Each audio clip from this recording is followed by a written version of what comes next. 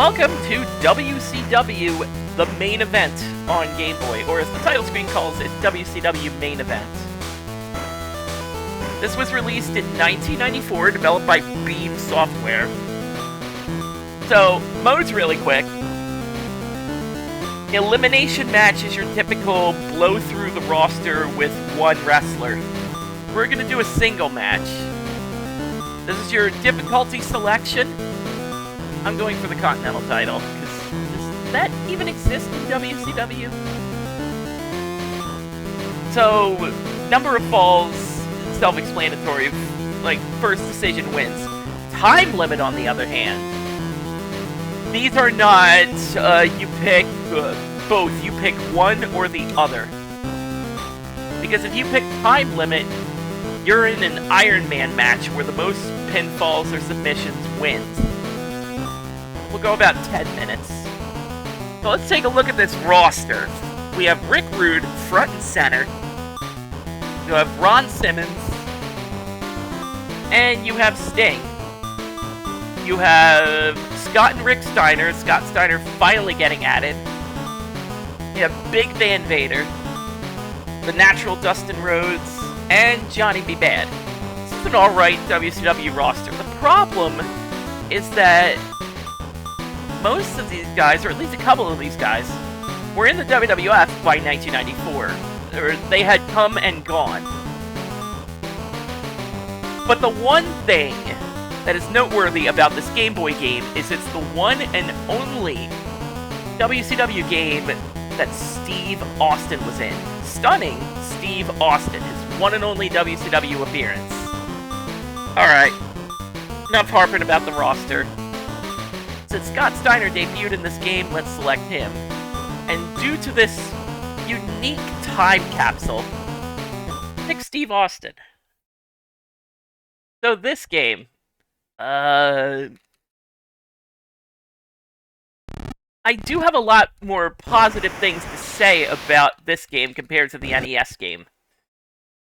Mostly because my expectations were a little higher because NES, but at the same time, my expectations were lower because Game Boy.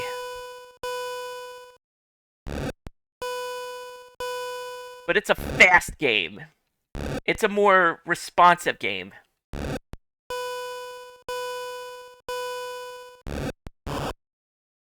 So your finishers are governed by a little diamond there. When you use your finisher, it's on a bit of a cooldown. I think about 20 seconds?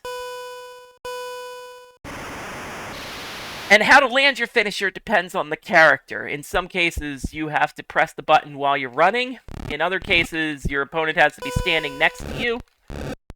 Don't tap buttons when you're pinning, by the way. You'll manually break up the pin.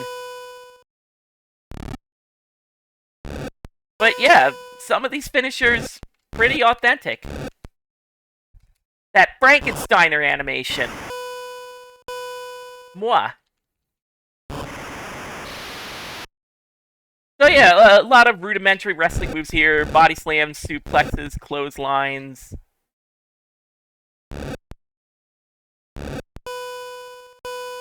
There are no rope breaks here, so even if you're against the corner, there is nothing that can be done.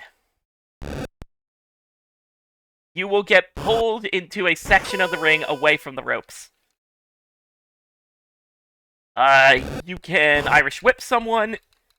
You can sort of do a drop kick or a running punch, depending on the button you press.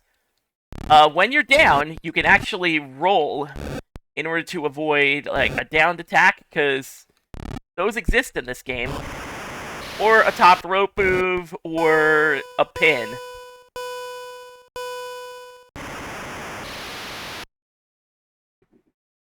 I will say, I am doing a lot better on this than my test recording. It was a lot closer. Don't say that. Don't say that out loud. You're 3 ahead. Don't assume this is the end. Because CPU can get a little relentless, but it feels more fair than the NES game. I am charging that up. One thing is that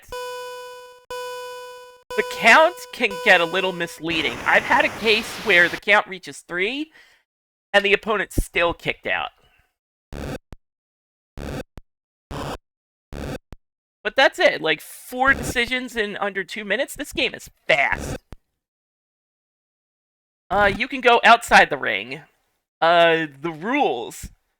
The count is continuing when one wrestler is outside the ring. When both wrestlers are outside the ring, the count stops. That's kind of not the way wrestling works, but it can be forgiven. The other thing I haven't pointed out is that there is no music during the actual wrestling. Definitely a your mileage may vary moment. But I would prefer to hear the roar of the crowd, aside from whatever wrestling tune you got going, and I did not tap fast enough. Well, can't win them all. Alright. So this game actually has a bit more strategy to it. Granted, you can use your moves whenever you want. There's nothing really stopping you from going to the heavy hitters right away. Hence, obviously one of the hints is to use your finisher as fast as possible so that you get it when you need it.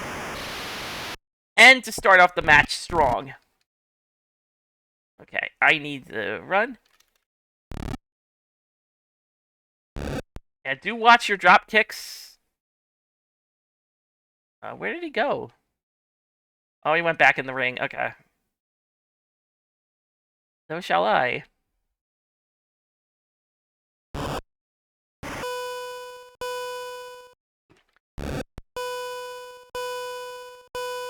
Yeah, there we go. But ultimately, for Game Boy, this is pretty serviceable. Like, it's basic, but the wrestlers are mostly recognizable. There are a few cases that I haven't pointed out where the Game Boy has limited colors, so Ron Simmons looks like some type of Shadow Man wrestler. And due to not having unique models, Vader looks noticeably slimmer than he normally does. So that was a 3 count, but no, it did not count.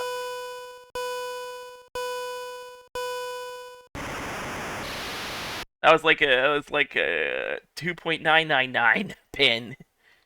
But that has happened to me in rare cases.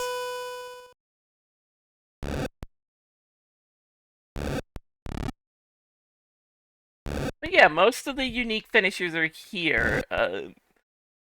Since there's no real submission moves in this game, Sting has to compensate because he normally has Scorpion Deathlock. He has to compensate that with like some type of Stinger body splash in the middle of the ring. Like a crossbody, if you will. And Austin here just gets some type of brain buster. It's kind of hard to tell. But the finishers are absolutely an A for effort. Okay, so it's second gun.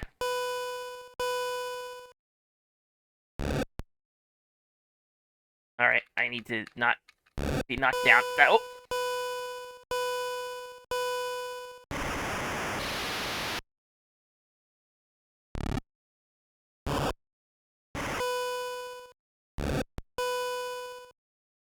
But it's just...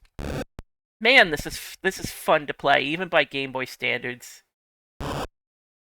Steve, I am right in the other side of the ring. Like, if they go to the top rope up, do not run down. The ring is not exactly a squared circle. They will jump that distance and get you.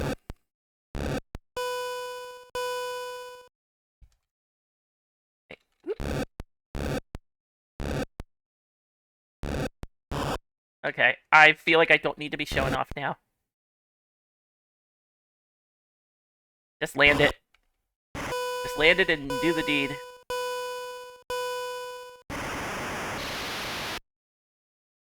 I'm sorry, considering the transformation of Scott Steiner over the years, looking at mullet Scott Steiner, it's a bit mental.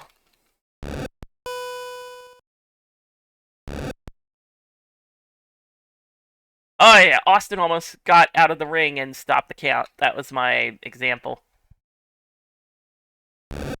Alright, no, they need to be stationary. Like, you can't run into a Frankensteiner.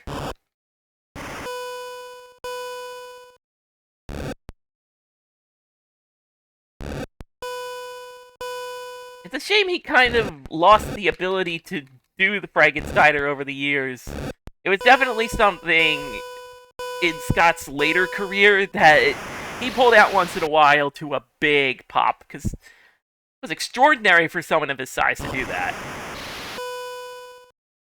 And plus, it has the perfect name, the Frankensteiner.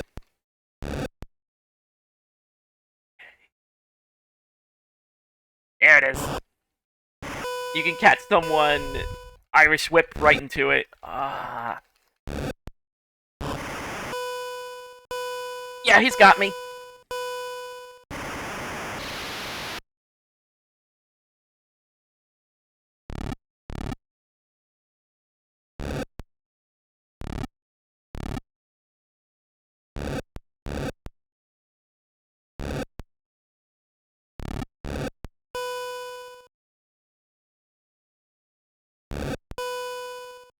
Yeah, I will say, this game does take a while to kind of get used to and understand, because not a lot of information about this title.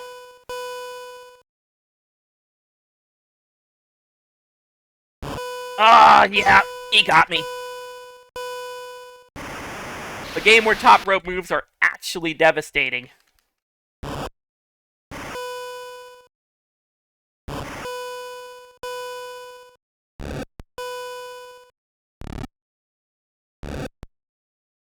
It's just, I don't know, it definitely comes down to preference.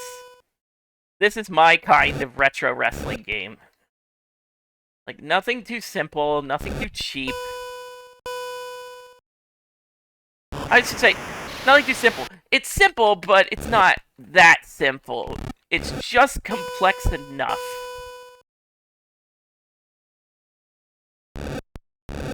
Alright. Sit up.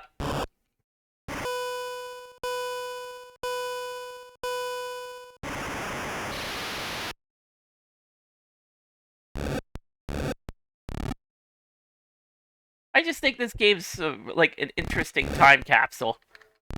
Not really worth playing for extended periods of time, but definitely one of those games that is not as bad as you initially think it's gonna be. Ah, there was a 3 count, ref. Again, what are you doing? Thank you. 1, 2, 3. That's simple. Not hard. This game really helps you sort of get into the action or the excitement of wrestling. It's definitely got that effect on me. It does get a little button mashy, and there's nothing really stopping you from it. And oh god, did I just get knocked out of my finisher?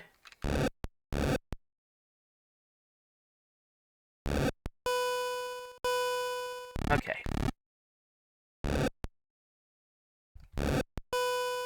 Yeah, he's got me.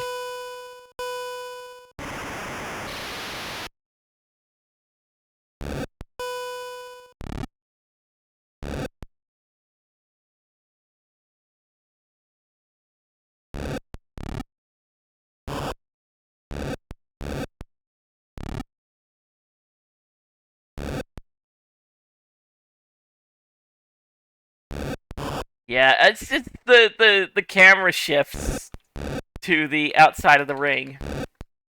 Can be a bit much. Have a seat there, Steve. Ow! God. No, it's just you know when you are beat.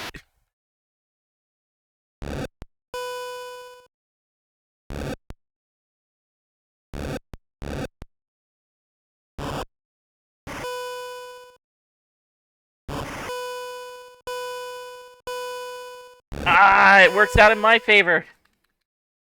Okay, I need to get away from you.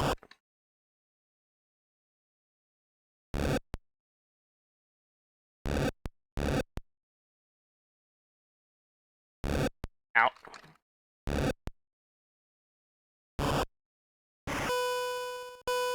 Gotta run out the clock.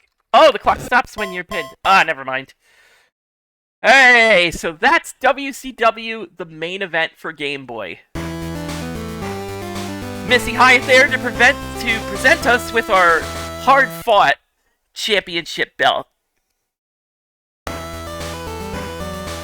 This game is more belt-worthy than I give it credit for. It's like I'd give it about 3 stars.